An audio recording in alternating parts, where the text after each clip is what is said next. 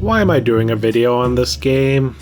I mean, I guess last year I talked about Doll's Nest. The year before that I talked about Cry Machina. I guess it's time for this year's shameless weeb game, continuing an apparent trend with all of these. Today we're covering Robot Girl's Dream Robot Battle Championship. In the span of 24 hours, a friend showed me this game's main character that a friend had shown them, then I found out what she was from, then I googled it, found the game, got it, and beat it. I mean, I wasn't originally planning on making a video on this, cause again, this is the kind of thing that most people who aren't into it will brush off as weeb shit, but we already cover a lot of stuff this kind of weeb shit.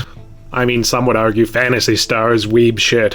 So get over it. Go watch one of my other videos. I have plenty of them. But given how hard I got hooked, I felt I kind of had to make this video, and fuck it, getting embarrassed over the media you like is kid shit. Grow up, like what you like, and let other people like what they like. So what is Robot Girl's Dream Robot Battle Championship, besides a game that could have easily done without the subtitle, unless they're planning to make more of these, which I really hope they are? Well, it's a game where you play as a robot girl named Thin. She is very cute, her head is empty, and her heart is full of violence. That's only partly a joke. She wakes up with no memories, but after seeing a battle on TV, she decides she wants to beat the current reigning champion. She's not the brightest, and she is always excited for some violence, and it's always quite endearing. The game follows Thin over 3 months as she works towards being able to fight and win against the champion. The best comparison I can think of is probably Persona. The game is mostly about managing a limited amount of time units, and there's a lot of different things to do and stuff to see. More things than you can see in one playthrough, which is a really interesting bit I wanted to talk about.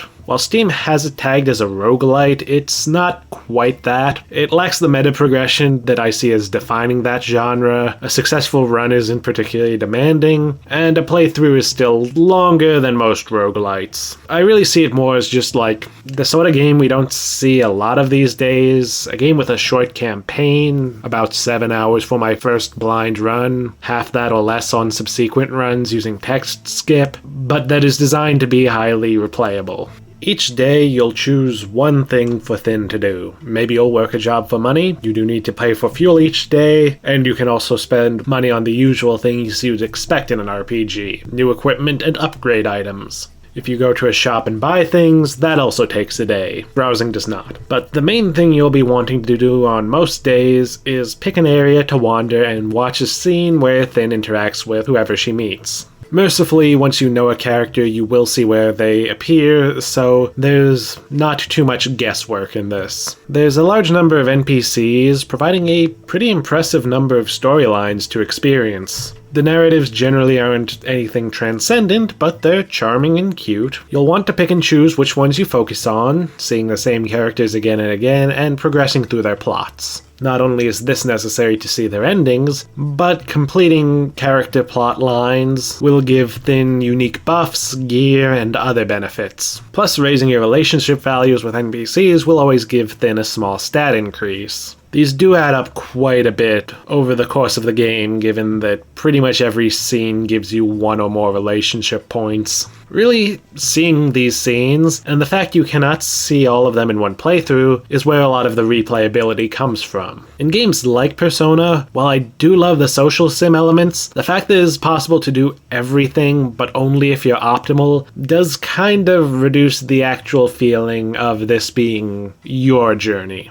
Because in games like Persona you can see everything, it's really less about choosing your path and making your own story, but rather trying to optimize your time to try and get an objectively correct playthrough in which you will see everything and which will be functionally pretty similar to everyone else's perfect run. But because you can't do that in Robot Girl's Dream, I find the choices way more interesting and the uniqueness of each run to be more sincere. Of course, Persona is a 100-hour game, while this is less than a 10-hour game, so their philosophies kind of have to be a little different. Heck, another neat little element of how the game's more about telling a story than taking an optimal route is that in many cases you can lose battles and get different interactions for it. Only a few battles I've found will send you to the game over screen if you lose. And while this is definitely a setback, it's not insurmountable and doesn't prevent you from having a successful run. It's a small thing, but it adds to the stories that are possible within this game.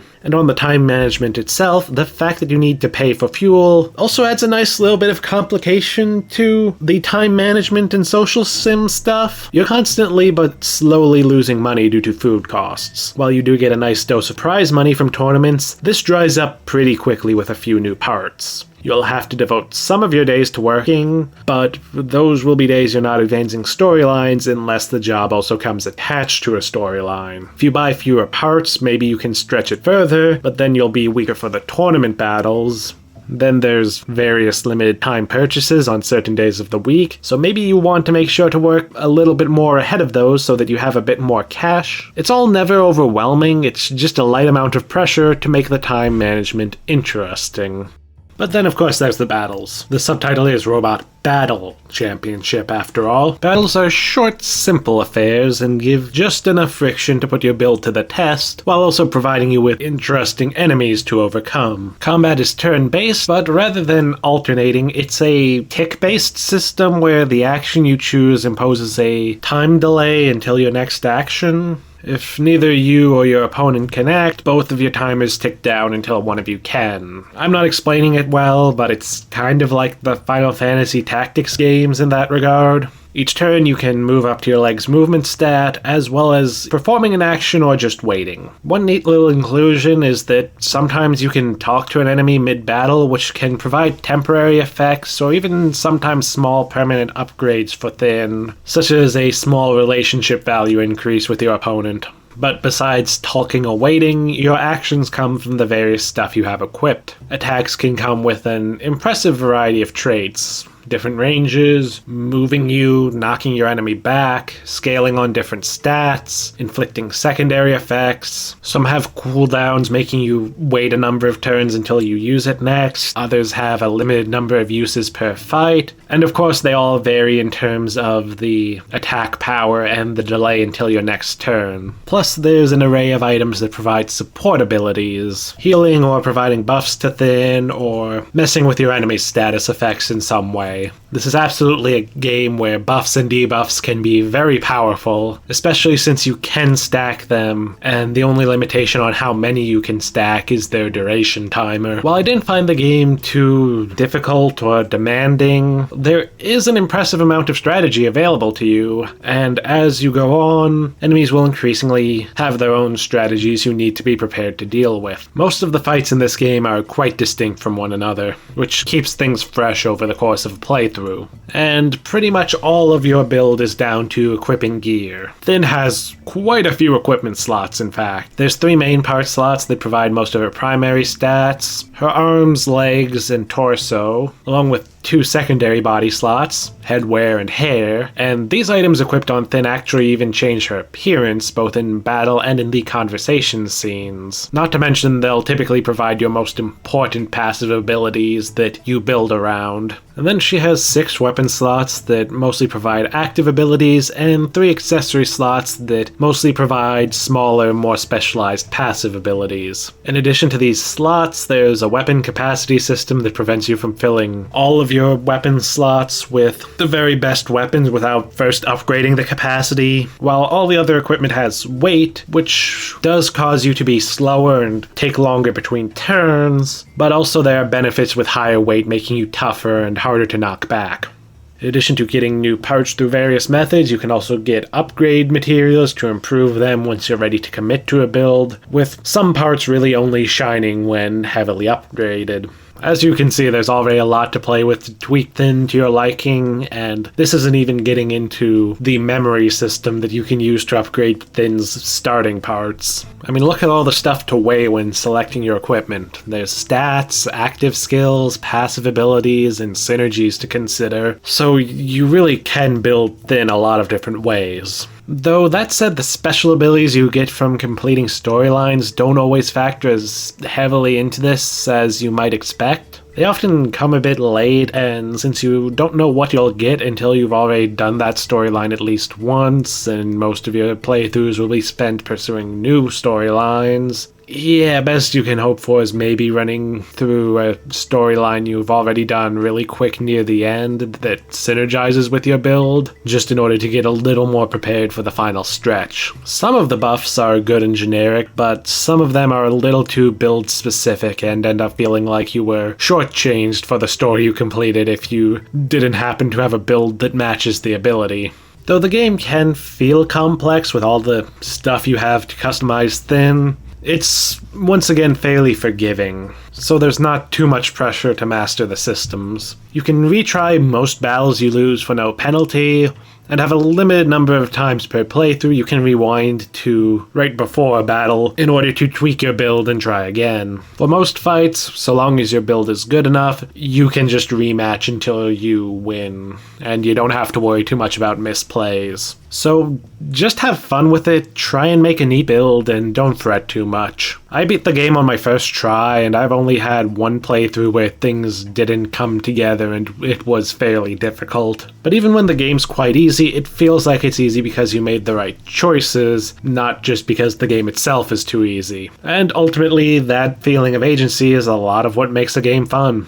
Look, there's a good chance this game isn't for you. It is, after all, a particular flavor of weeb shit. Plus, there are some other flaws. Like, the translation isn't always flawless, which sometimes makes certain bits a bit confusing. A couple times I ended up failing a storyline because I picked the wrong dialogue option, because the translation on the dialogue option doesn't match what actually is said. Plus, I do kind of wish it were more of a roguelite. Some meta progression benefits to carry over to future playthroughs could be fun. All there really is an option to skip the tutorial and a few other things that are only available on subsequent playthroughs, though this does include an additional ending at least.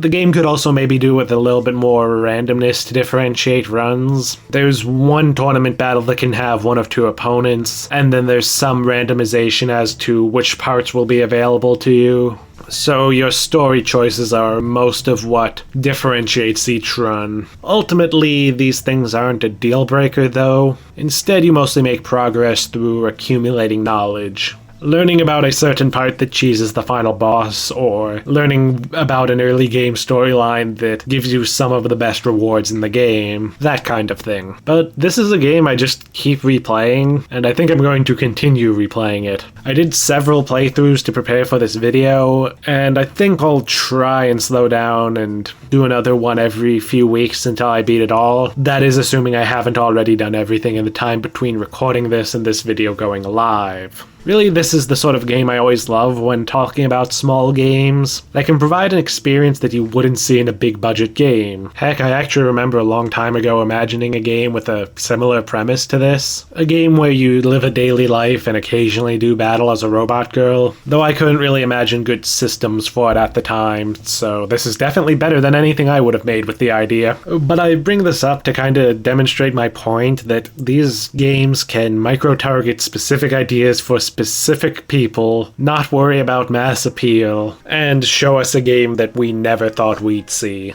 So what do you think? I know it's not for everyone, but damn, sometimes when I see a small game like this, I just want to support it. I've certainly enjoyed it and plan to keep playing it. Next time, to finish off this weird February thing, more PSO, except not really. But for now, this is Mikhail, signing off.